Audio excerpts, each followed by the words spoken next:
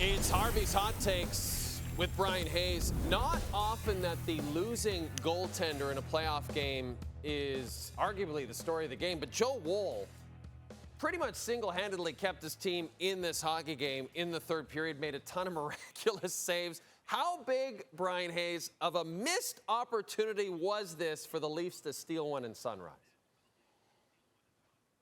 I think massively missed, because I think the reality of this series, when you're playing a team like Florida, your goalie is going to have to steal at least one game for you. And tonight, that should have been the case. Joseph Woll played well enough for this to be known as the game Joseph Woll stole. But he didn't, because they didn't win it, and because the rest of his teammates no-showed for him. They didn't show up. They didn't play well enough. They got outworked all night. They lost way too many battles. They got outshot. They were chasing the game all night.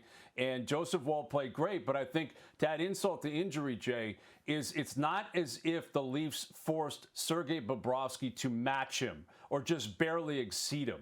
It's not as if this was a goaltending duel where you look at it and say, okay, Woll was great, but Bob was better. You know, they tested Bob at times. I thought in the third period, the Leafs came out with more urgency than they showed the first 40 minutes, but it wasn't enough. And Sergei Bobrovsky was not tested enough. And Joseph Woll had to stand on his head all night. And again, to not force Bob to do the same is what's so disappointing here, because I still think the same reality is facing them moving forward here. At some point in this series, your goalie's going to have to steal a game.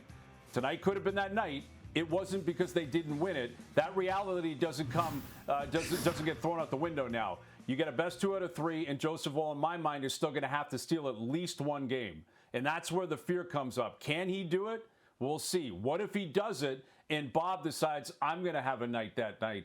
This is now what we're dealing with if you're in the Leafs side of things moving forward here. Joseph Woll was great, but in the end, it's irrelevant because his team didn't show up and play well enough. And, Bryan, if there's another story, it's the lack of Leafs offensive production. They're shorthanded quite a bit. They're not in the offensive zone getting any sustained time there. Now, how concerned are you about the lack of production in Game 4 specifically?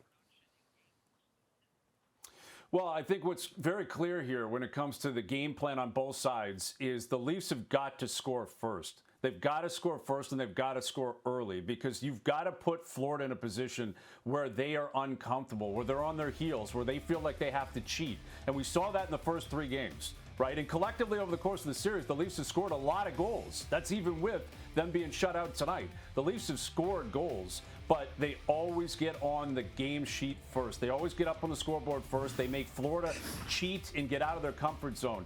Florida, if they have a lead, they're the best team in the league. And we saw the stats tonight. If they're leading after 1, if they're leading after 2, they just don't lose. They never lose. So that's a concern moving forward. You've got to get on the board. And again, the Leafs have too many demons in their past when it comes to not scoring and not scoring early in games. And I think this is, again, a focus point and a focal point on their best player and their captain, Austin Matthews. And I'm having deja vu, Jay, because we did this after they had lost 2 in a row against Ottawa a couple of weeks ago. It's the same story. Right? They lost game 3 in overtime against Florida. They lost game 4 in overtime against Ottawa. Then they had an awful game 5 against Ottawa, awful game 4 against Florida. We'll see if they can respond come game 5 when they head home. But they've got to be led by Austin Matthews. He's got to score in the series. They played 4 games. He hasn't scored, and he never looks dangerous. And it's gotten to a point here, and I never thought I would say this, and I never thought this would be a reality. But when I expect that goal to come from that line, when I expect that line to break out, I'm expecting Matthew Knies to do it. That's who I think is going to score. That's the guy who keeps elevating come playoff time. And if you look at the way Craig Berube utilized his bench tonight, the forward who played the most minutes, Matthew Knies. Matthew Knies played more minutes than Matthews, Marner, Nylander, Tavares, anybody else. So I think Berube sees it the same way too, and that's a testament to what Knies has done, who continues to play great and continues to have great opportunities. He had a breakaway in the third tonight to tie the game, just missed. But it's also a shot at Matthews because he's got to score. Yes, you're a complete player. Yes, you're winning in other areas of the ice. That's mandatory. That has to happen. But now you get a best 2 out of 3 and home ice. Matthew Knies is going to pull his weight. The captain's got to too. I mean, the heat's on Matthews now in the next couple of days leading up to Game 5. He's got to keep checking. He's got to keep winning draws. He's got to keep killing penalties. He's got to score.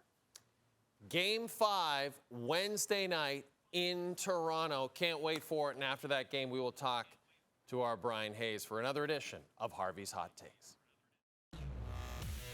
Hot Takes is presented by Harvey's. Customize your burger and get it delivered from our app to your door. Harvey's, it's a beautiful thing.